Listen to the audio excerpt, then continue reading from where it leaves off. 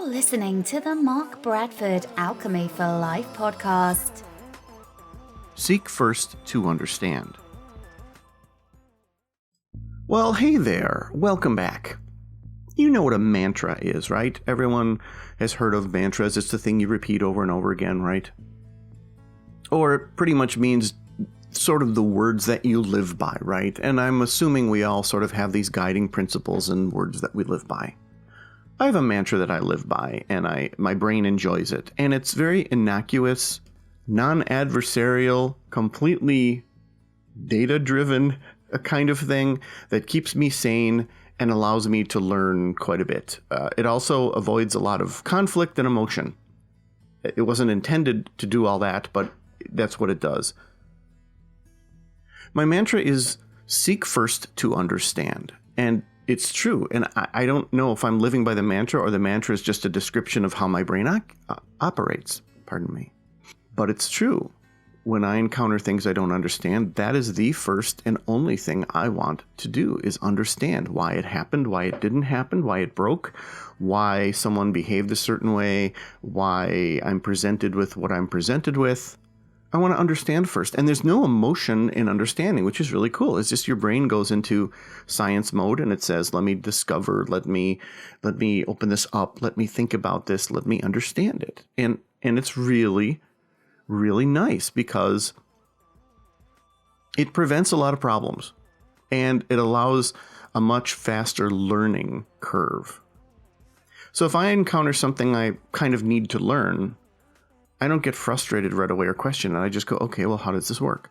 If I encounter something that isn't working the way it's supposed to work, I immediately start to go with the obvious steps first, and then I back up into the less than obvious steps and try to fix it, right? If you're like me out there, and you probably are because you're interested in this podcast, you're what I call a dual-brained individual. You probably have at least half of your brain is logistics and logic. Now, you might just be someone whose brain is all logistics and logic, but you have at least half in the other side's creativity. So if that's the case, then you may benefit from this same thing and you didn't realize it. Maybe you plunge yourself into things and just go, oh, I just have to figure this out. For me, it's not just a job or a hobby or something that I focus on in certain aspects of my life. It's all of my life. Everything I encounter is seek first to understand. It literally comes first.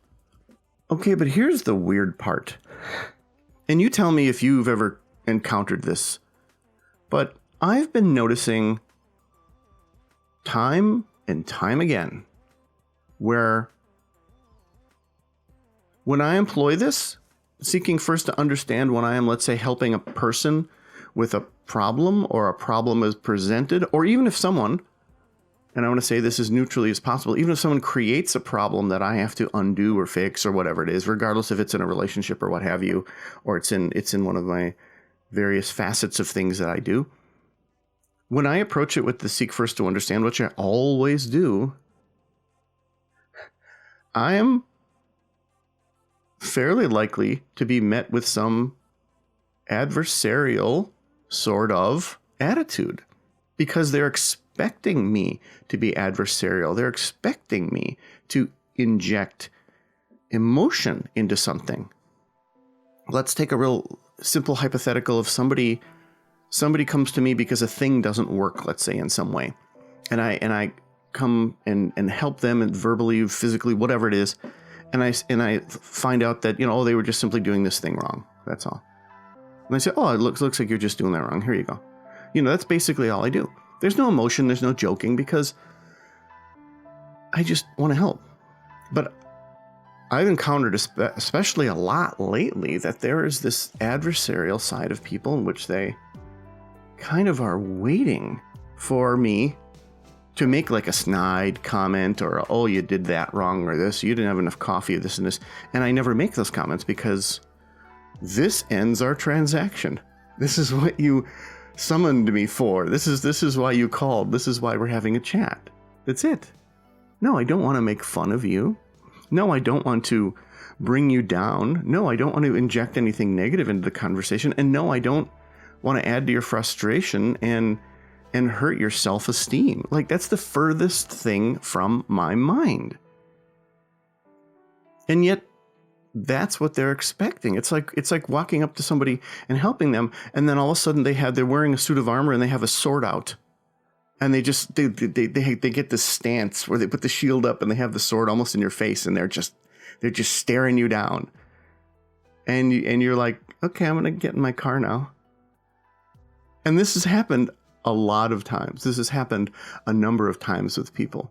And it's not because of my attitude. It's not because of the tone of my voice, because it's just like it is here. It's just, there's no condescension at all. I have a track record of being the opposite of condescending when I'm helping people, because I like helping people. I love it.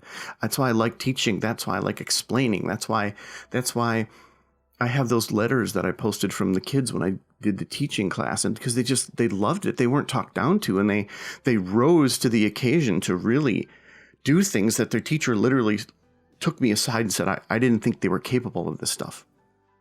It's because I didn't condescend to them. And I don't do that with people who I know. I don't do that certainly with people who pay me for whatever various services I can provide to them. But it's a fascinating study in human nature, right?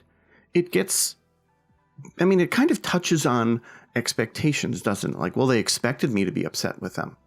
They expected that they did something wrong. They felt bad about it.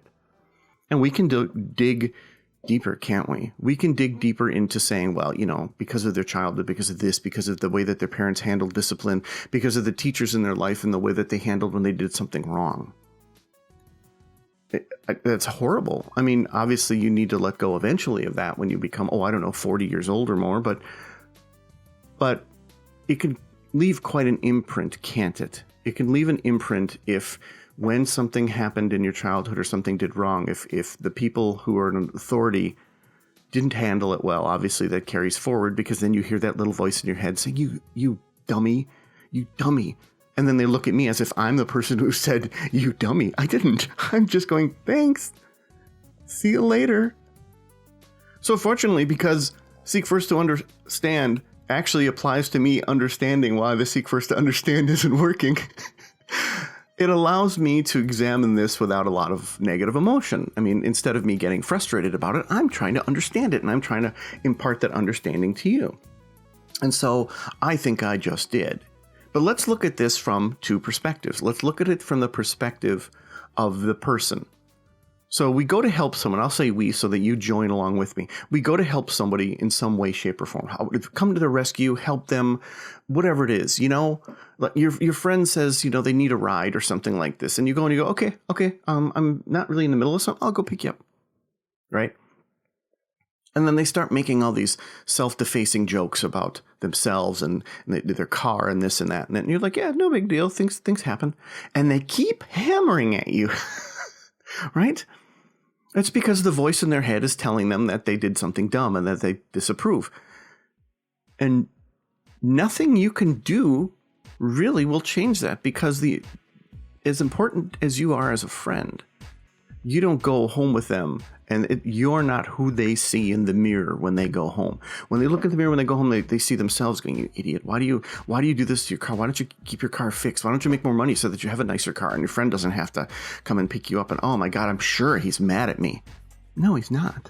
No, he's not. He actually feels good because he went and, you actually feel good because you went and you picked them up and you did your little thing and you wasted a little half hour helping out your friend, and you came back to do what you do, and you thank your lucky stars that you have a nice solid car and a nice, and everything's taken care of. And from the perspective of you, the helper, of us, the helper, there's not a lot we can do.